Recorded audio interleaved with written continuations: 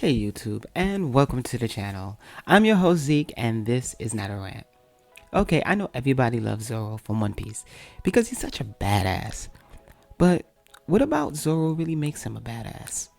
Or are we just intrigued by the lack of concern he has for the finer things like wealth or women?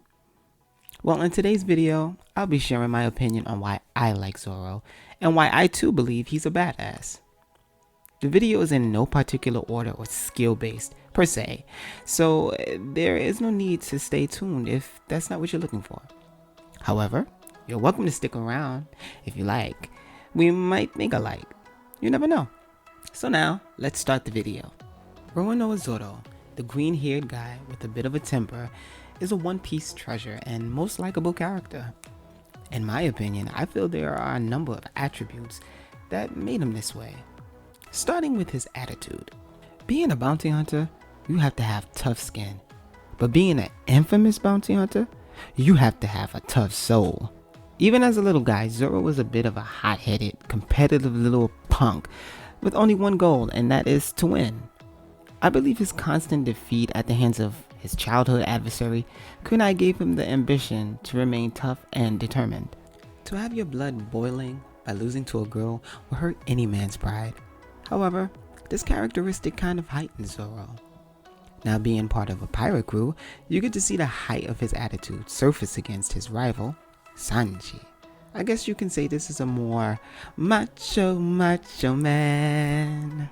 I want to be a macho man moment. Nevertheless, Zoro's attitude is one quality that makes him a likable character. Some people might think attitude and personality is the same thing, but I have to say it isn't, my friends. Attitude can be a moment, but personality can be a lifetime. Well, you know where I'm going with the next quality of my man Zoro. Headstrong and uncoordinated can be the centerpiece of Zoro's unique personality. However, I'm not going to leave it like that because it's Zoro. Zoro has a no-tolerate type of personality, which shows in his facial expressions. His absence of words can be a part of it too, because Zoro isn't one for a long conversation. You can literally call him the strong silent type. However, you can count on him to take action when danger arises. I think this is what makes him such a likable character as well, because for Zoro to not say much, there is a lot of action that comes with him. I guess action does speak louder than words. Also, it seems to be something about being strong and forgetful that balances him out, making the ladies attracted even more. Zoro the strong silent type that goes straight beast mode when dealing with a foe or adversary, but succumbs to a brain fart when faced with directions. Think about it. Having Zoro over for dinner and he asks to go to the can, and you show him the directions and he ends up in Nebraska. Wow, it's funny, but you can't help but think, how?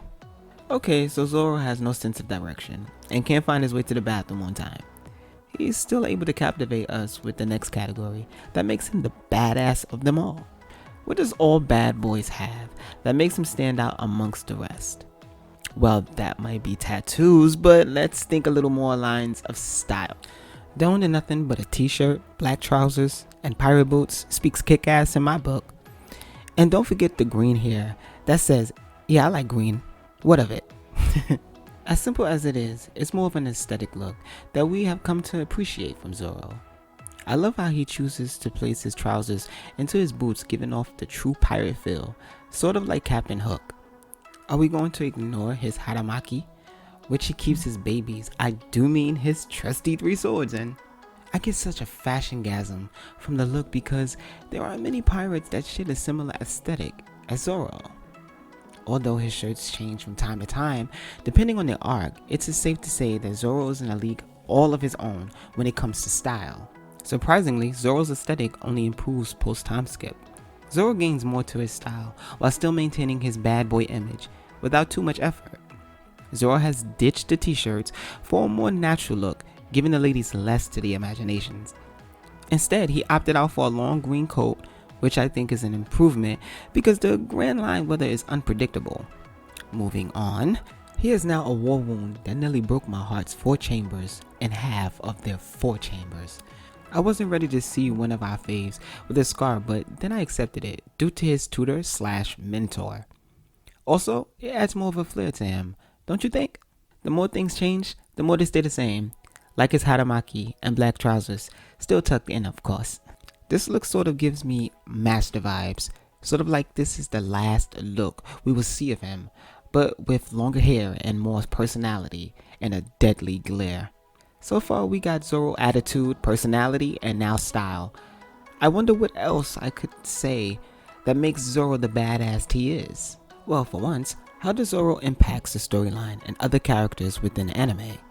At first, I thought Zoro was a bit of a jerk back in East Blue and would likely betray Luffy at the first sign of bounty. However, he kept his word as a swordsman, and ever since he's held that same promise throughout the series. Zoro doesn't offer any lifelong advice to the other crewmates, so he's not very wise in my book. He doesn't come with ulterior motives, so he's not a traitor or a pervert like Sanji. When you think about it, Zoro's lack of personality kinda makes him get along with everyone in the Straw Hat ship. Well, if you don't count Sanji, Zoro's actually well balanced and fits right in the crew. His presence within the anime gives the team that muscle that's needed.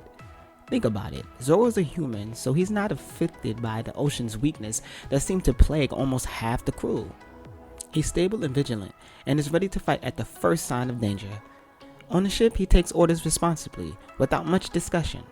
Thinking about it, Zoro doesn't really have confrontation with a lot of the other characters in the anime.